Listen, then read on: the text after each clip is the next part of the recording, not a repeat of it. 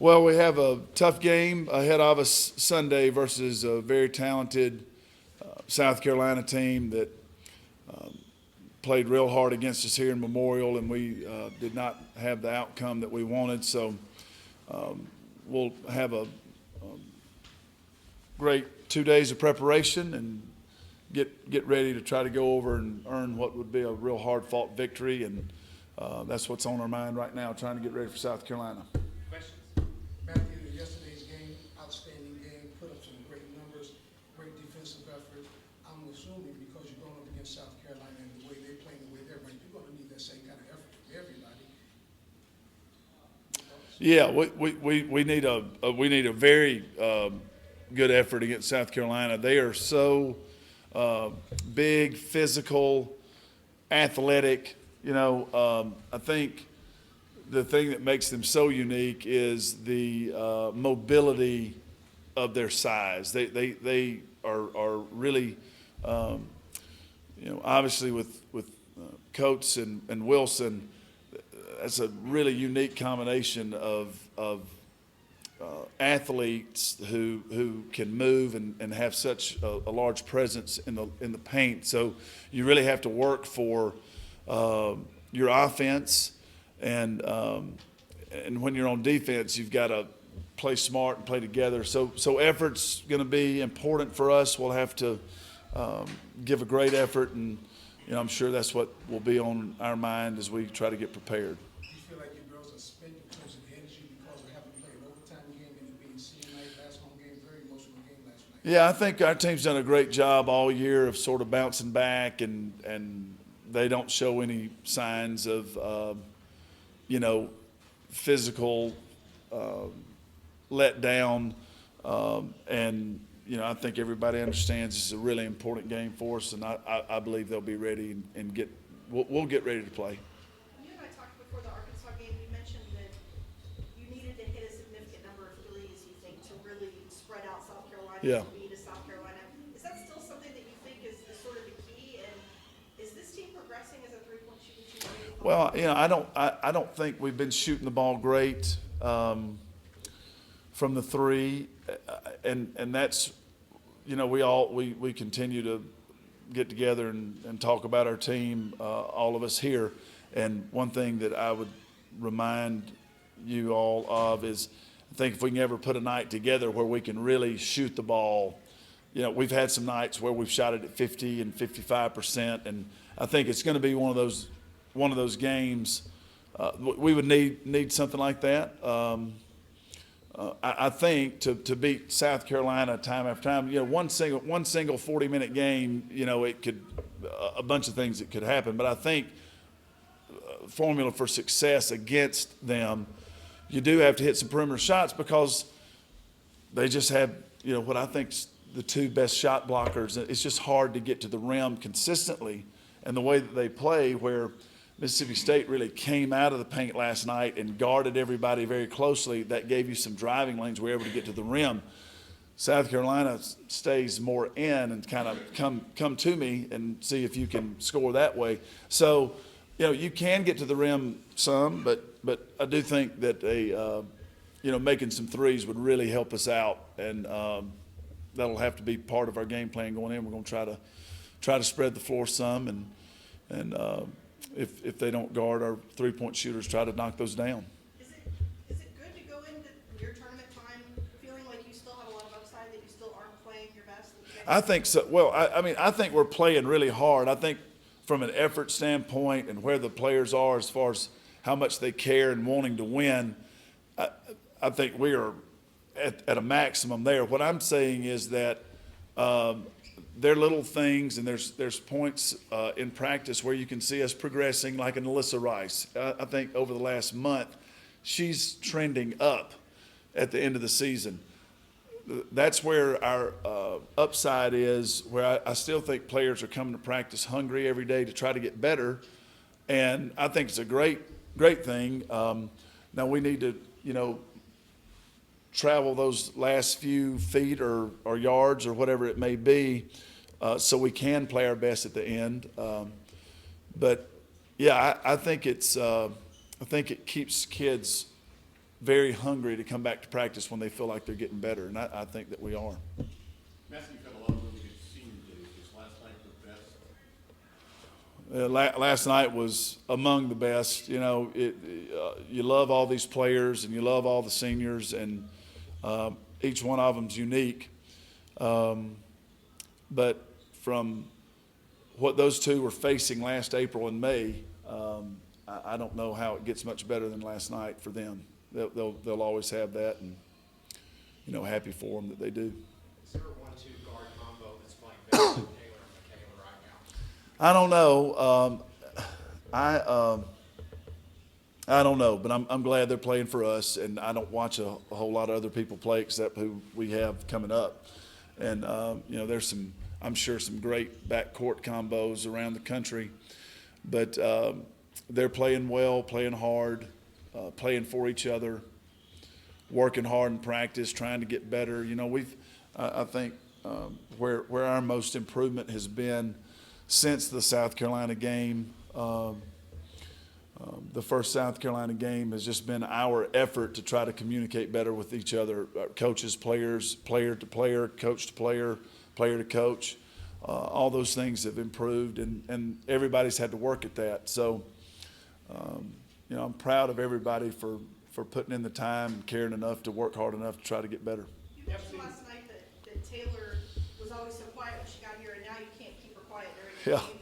What are the things that she's communicating to you that have been so helpful during this week? A lot of it's strategy, like, hey, we this is what's happening on the court, and I just can't tell you how helpful that is, and how that aids me in trying to aid them. I mean, she just is constantly saying this is, you know, so there's a lot of strategic things. And then I've been asking them to try to help me. You know, I want it so bad for them that sometimes works against me. I get a little too amped up, and you know, whether it be a call with the officials, and the officials are, you know, then you go back and you watch it, and the official made a good call, and just in the moment you're thinking, you know, you're just wanting it so bad. And I just been real honest with the team, you know, help me with that. So she's helping there too, like, Coach, we're fine, everything's good, you know, just trying to help. So then there's help me with my poise.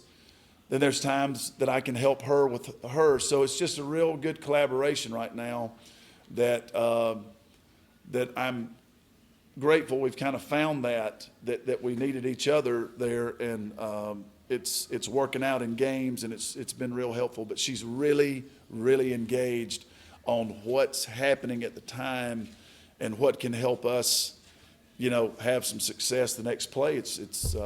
She's doing a great job of that. Pep seemingly is more facilitated in the first half, and she turns it on most of the time in the second half. Is that part of the game? Is that part of your playing for her, or is that just the way she plays?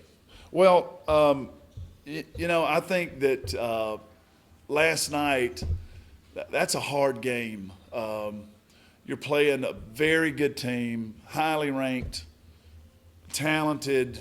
They'd only been beaten once before. You know, everybody knows that going into the game. Then you're dealing with the emotion of, you know, 7,000 people cheering for you, and you see what the place means to her. She kisses the floor before the tip, which I just loved and I think is fantastic. But you know, that's a hard game. I just think senior night here at Kentucky is so special. It's just a hard game. So I don't know how much of it is, you know, trying to get settled down from that. But at halftime, I know she knew what needed to happen, because you saw her come out on the attack right away in the second half. And so I don't know that it's ever a plan for her to kind of ease into the game, but I think last night was a big moment for her. I think it's hard to process all that. Thought she did a good job of, you know, really locking in when we needed her, and she was really good. What is it about this team that you've been able to not foul as much as you have in the past? I mean, you're among the best in the country at limiting fouls. Well, I just think that, Strategy, is it? yeah, I think early on, you know, there were a few things that we knew we had to do. We had to take care of the ball, and we just don't have the luxury of, you just can't check out mentally and get, careless fouls. I just think they know that. I think that early in the year, we really called the scrimmages, tried to, in a realistic fashion, to imprint it on their mind.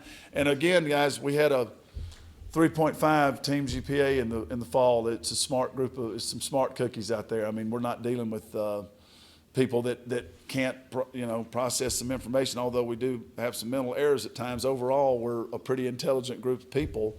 And Evelyn's a year older and more experienced. She used to really take some bad fouls. Alyssa Rice has just worked so hard. She fouled out last night, but that was, she didn't score a point last night, but she was so big for us in that victory, just with her defensive presence and defensive intelligence. So, I just think we all knew that going in, and they've done a good job with it.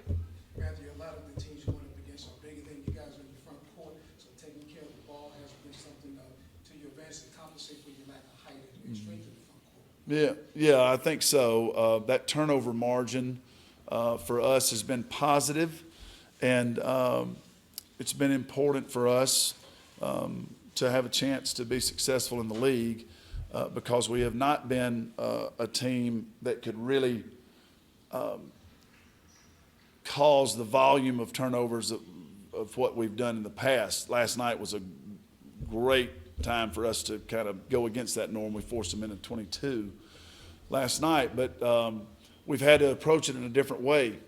We used to cause a lot of turnovers. This year we've had to keep that turnover margin positive by taking care of the ball. So I think turnover margin's a big indicator of your ability to win a game, and we've done a good job with that. Did a great job with it last night. John, do you have anything? Yeah, Matthew, I think I've heard you say before in every game that the next game could be a game that you could win, but it could also be a game that you could just as easily lose. Sure. What do you think it is about your team, or maybe about the conference this year, that makes each game so unpredictable? Yeah, well, I think with our team, we